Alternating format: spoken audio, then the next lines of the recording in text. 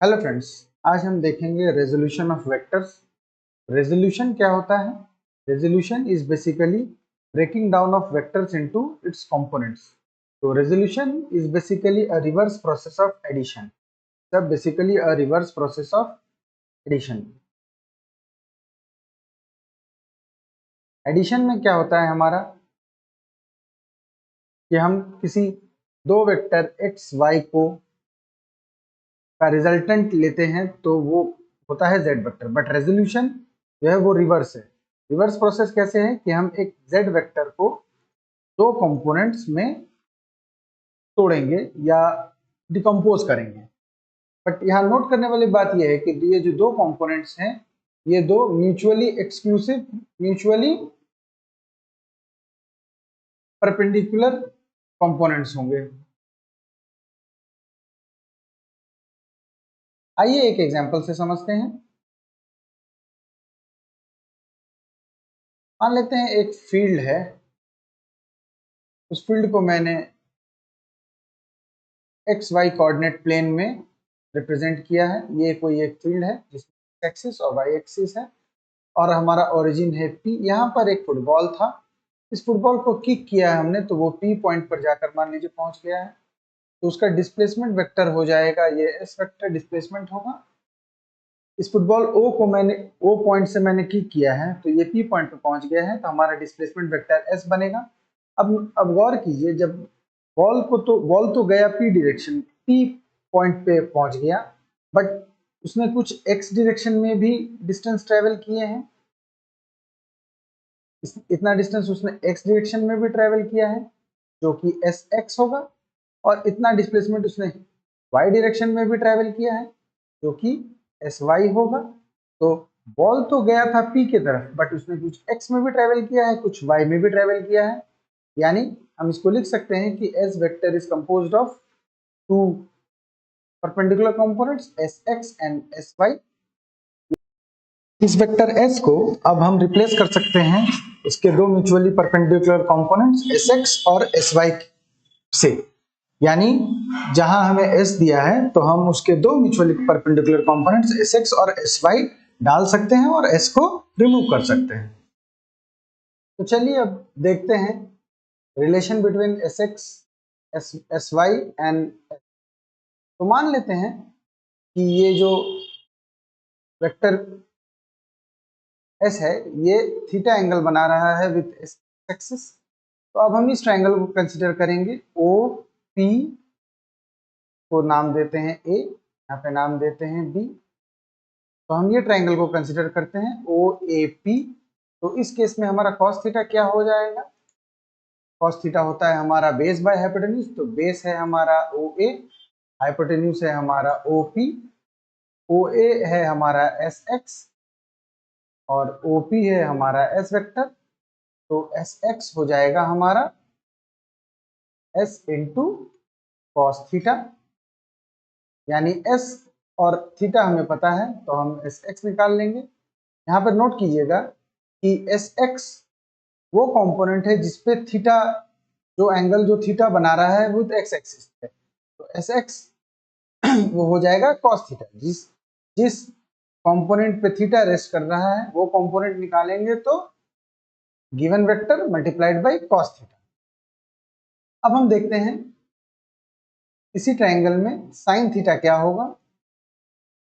Sine theta होता है हमारा परपेंडिकुलर बाय हाइपोटेन्यूज। तो परपेंडिकुलर हमारा क्या है? AP which is equal to basically OB, AP by hypotenuse यानी OP। AP हमारा क्या है? Basically SY upon S। तो SY क्या हो जाएगा? SY हो जाएगा हमारा S इंटू साइन थीटा।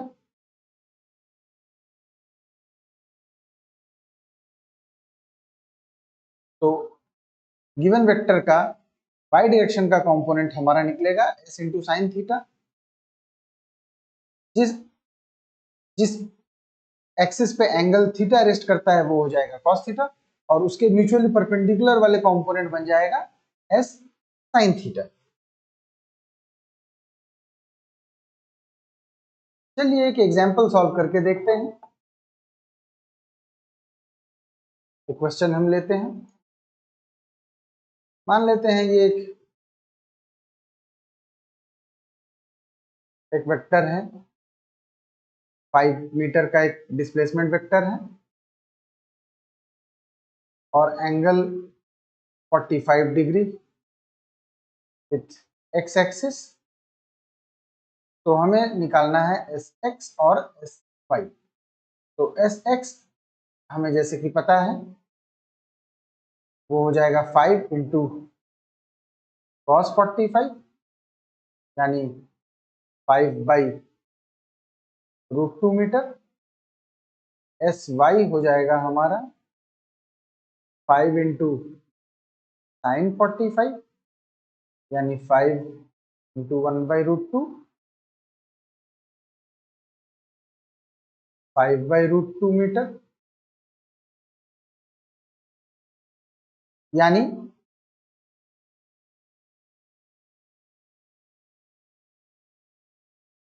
ये यदि 5 है तो ये भी आ रहा है, ये कंपोनेंट आ रहा है 5/√2, ये कंपोनेंट भी आ रहा है 5/√2, यानी इसका x कंपोनेंट 5/√2 है, y कंपोनेंट भी 5/√2 है। अब एक बार जरा हम वेरीफाई करके देखते हैं क्या ये जो रिजल्ट हमारा आ रहा है ये ठीक आ रहा है या गलत आ रहा है।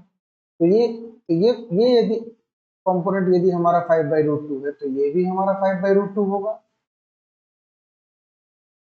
तो पाइथागोरस थ्योरम के अकॉर्डिंग ये जो हमारा हाइपोटेन्यूज है ये बेस और परपेंडिकुलर स्क्वायर के बराबर होगा। तो 5/√2 whole square plus 5/√2 whole square, ये हमारा आ रहा है 25/2 plus 25/2 which is equal to 50/2 which is equal to 25 which is equal to 5 square, जो कि है हमारा हाइपोटेन्यूज स्क्वायर। का मतलब ये जो हमें रिजल्ट मिल रहा है ये वेरीफाइड है, ये सही है। तो आइए एक बार समराइज कर लें अभी तक हमने क्या सीखा। तो रेजोल्यूशन में बेसिकली क्या होता है, टू म्यूचुअली परपेंडिकुलर कंपोनेंट्स में वेक्टर्स को ब्रेक किया जाता है और उसका रिलेशन क्या है, s x is equal to s cos theta. Theta कौन सा होता है एंगल, जो एक्स एक्सिस के साथ बनेगा वो एंगल हो जाएगा हमारा थीटा। तो हमारा आएगा एस इंटू कॉस थीटा और जो परपेंडिकुलर कंपोनेंट है एक्स के साथ, जो परपेंडिकुलर कंपोनेंट है एस वाई, वो हमारा हो जाएगा एस इंटू साइन थीटा। अब इन दोनों में देखें यदि हमें टेन थीटा निकालना है तो टेन थीटा हमारा हो जाएगा s y by s x. ये तीनों फॉर्मूला को ध्यान में रखें, ये हमें लगेंगे। आपको यदि इस वीडियो में कहीं कोई डाउट हो, कोई दिक्कत हुई हो तो हमें कमेंट सेक्शन में ज़रूर बताएं। हमारे इस चैनल को सब्सक्राइब करें। इस वीडियो से आपको यदि कोई वैल्यू मिली हो तो अपने फ्रेंड्स के साथ शेयर करें। And all the best for your preparation. Thank you.